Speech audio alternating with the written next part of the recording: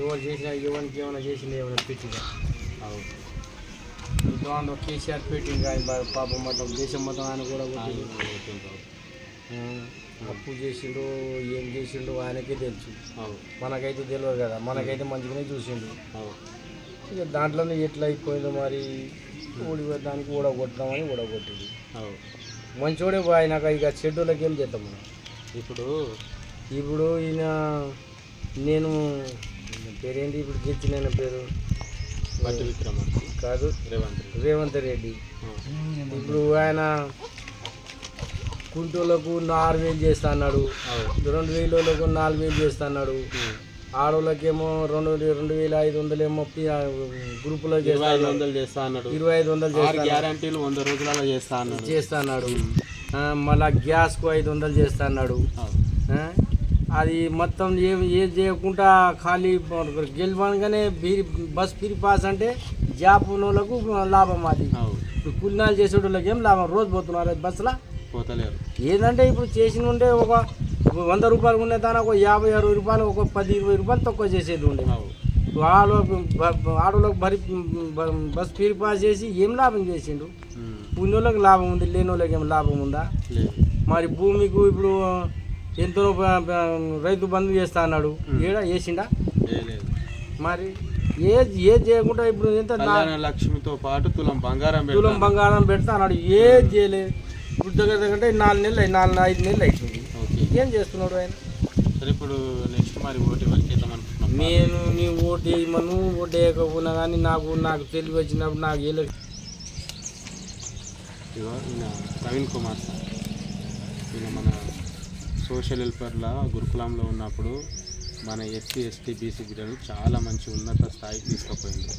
ఒక ఎస్టీ బిడ్డ మన లంబాడి జాతికి సంబంధించిన బిడ్డ మలవత్ పూర్ణ అనే టైంలో ఎవరెస్ట్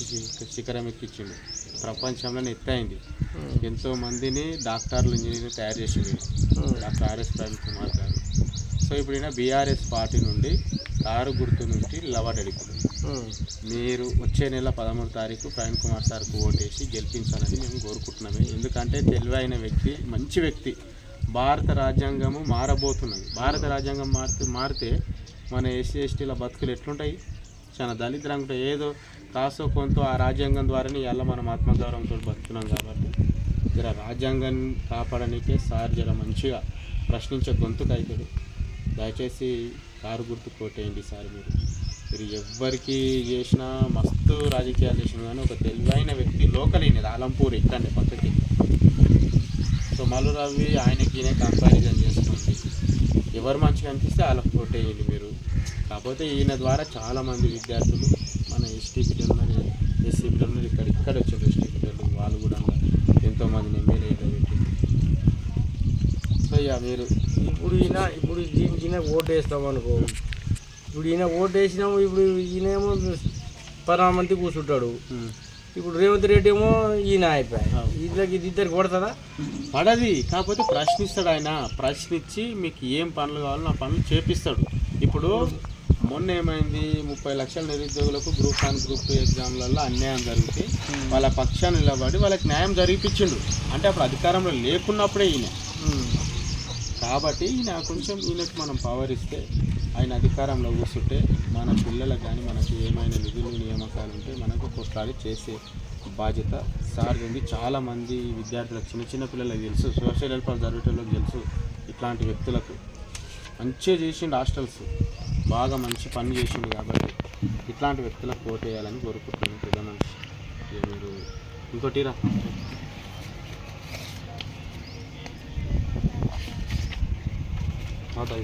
ఇప్పుడు ఈ కేసీఆర్ తరఫున నిలబడ్డాడు కేసీఆర్ తరఫున నిలబడ్డాడు ఇక ఈయన చేస్తే కేసీఆర్ కూర్చుంటాడు అంతే ఇక అట్లా అని చూడు కాంగ్రెస్ కేసీఆర్ ఇప్పుడు రేవంత్ రెడ్డి లెవెల్ పైన ఇప్పుడు పైన మోడీ కూర్చున్నట్టు గట్లా మోడీ కూర్చుంటే ఇక మోడీ ఏమో ఈయన గెలిచింది అనుకో ఇక ఈయన రేవంత్ రెడ్డికి పని ఇవ్వాలి ఇక పడదు ఇక అన్ని చేతలు అవి ఇప్పుడు కేసీఆరే మంచిగా చేసిండే మేము ఏ రాజమైనా ఈయన గెలుస్తాడు అనుకున్నాం మేము ఇంకోసారి గెలుస్తాడు అనుకున్నాం కానీ ఇక ఎట్లా అయిపోయిందో ప్రజలు తీర్పునిచ్చారు జనం మీద మనం ఒక్కరు వేస్తే కాని పని అది ఇప్పుడు జనం మొత్తం అనుకోవాలి, జనం అన్ని అనుకొని కొడితే గెలుస్తారేమో, కానీ ఏ పని చేస్తారు, ఏ పని భగవంతుని అదృష్టం.